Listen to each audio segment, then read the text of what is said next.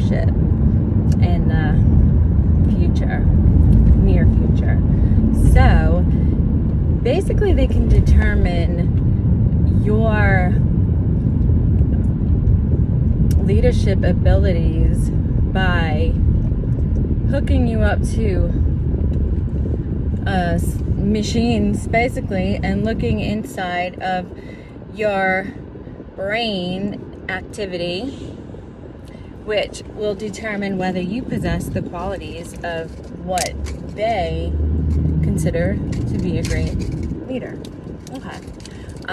Luckily, from what I gathered, they consider a great leader to possess skills that are admirable. So that's a good thing.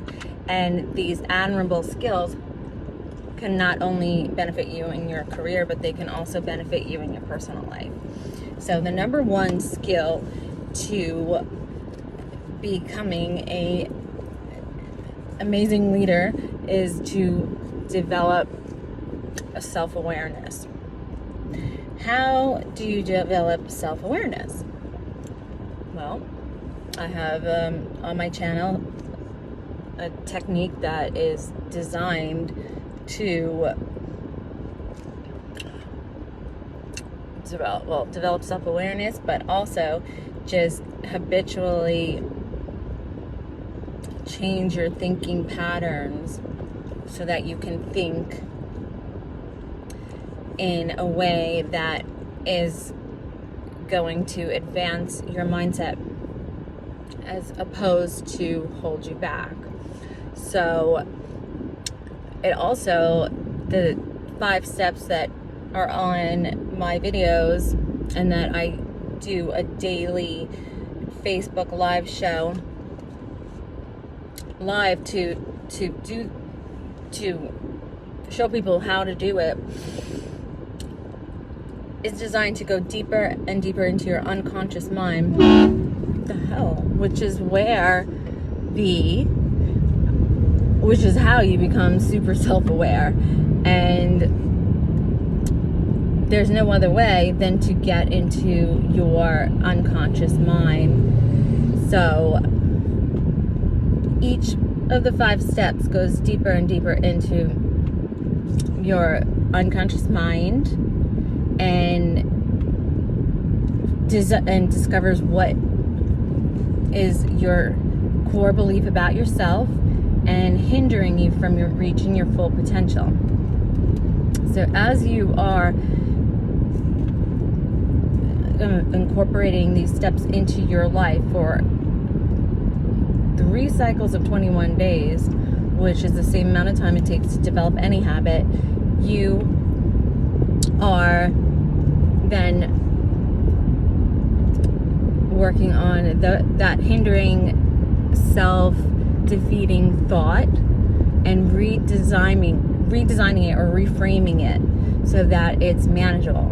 But if you don't and you're becoming more and more self-in-tuned with your emotions and aware of yourself and accepting of yourself. So as a result of becoming self-accepting, because we're all unique and there's a massive issue going on right now, an identity crisis where people are just not accepting themselves for who they are. Instead, they think that they have to think a certain way or people won't like them, which then you're not living in alignment with who you are. Then that results in you not liking yourself. So this process will allow you to discover who you are. As you discover your authentic self, you are accepting yourself, and you are also tuning into your emotions and learning how to manage them, I would say, correctly, because the results are sustainable. And what I mean by sustainable is that of course you're going to get anxieties. Of course you're going to feel fear. Of course you're going to feel stress. However, you're going to eventually, upon completing the cycles, regain balance or homeostasis. And then once you experience these emotions as they come, you will immediately know how to respond to them. So there's no more ignoring them or pushing them back or denying them or being afraid of them, because they're not scary. They're just our body's natural signal trying to tell us that, hey, there's something you're not paying attention to. So you have to tune into that and figure out what that is. And then once you do, as you're analyzing what it is that's causing you these uncomfortable emotions, and you're being honest with yourself throughout the analyzing process, the uncomfortable emotion literally dissipate. It's amazing, because I'll tell you the whole truth, because at first it feels worse, right? So when you confront your anxiety, you feel anxious. Duh. So you're going to feel anxious and it's going to feel worse. And then after that, you're going to confront it with the truth.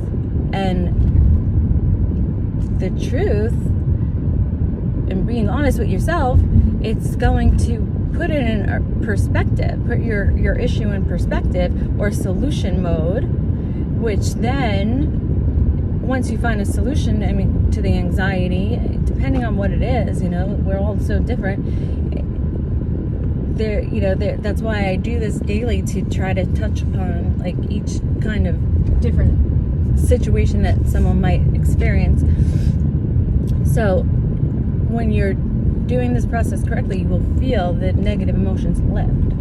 And then when you do this process, you will realize how much they have affected your daily living, because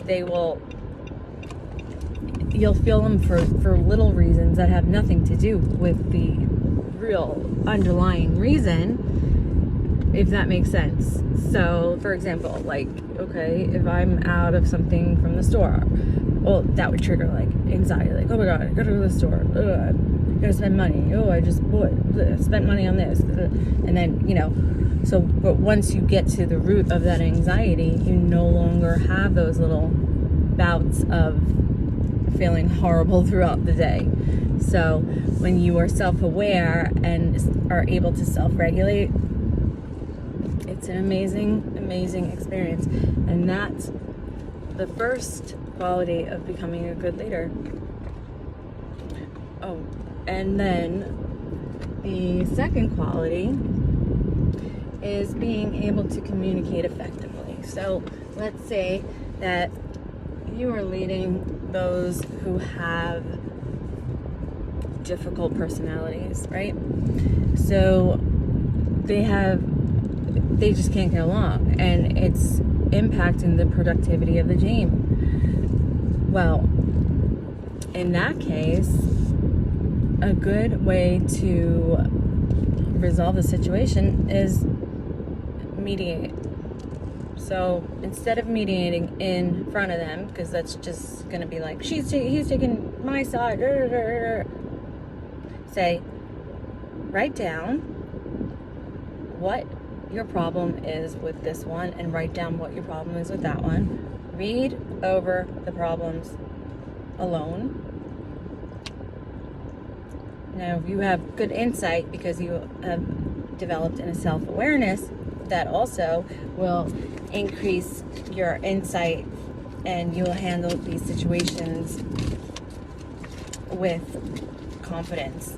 And then you can, this is also considered a coaching style. So then you will also, this is like a coaching style of leading. So you will then look at their issues, what they have with each other, and it's usually a miscommunication, such as this one's annoying, this one's, trying to get help with something, and, and then you could kind of work it out. So depending what the problem is, it's usually comes down to a miscommunication. So having a mediator and just staying out of it by not taking sides, but being very objective, because you don't want to be seen as taking sides. You want to lead by example, and you want to resolve issues within the team, because when the team is not getting along, guess who suffers? The company. So, on that note, I just wanted to share those two, important leadership skills. And if you are interested in enhancing your self-awareness, please find me on Facebook. Hit the like button if you watch this whole thing, and I will do my Facebook Lives and show you how to develop the ritual of daily increasing your self-awareness and the amount of time that it takes to develop any habit. So like I said, 3 cycles of 21 days, and then you just have, after you complete the cycles, you have learned amazing coping skills that you use to just maintain balance within yourself and maintain homeostasis. So that's what makes it holistic. All right, have a good one.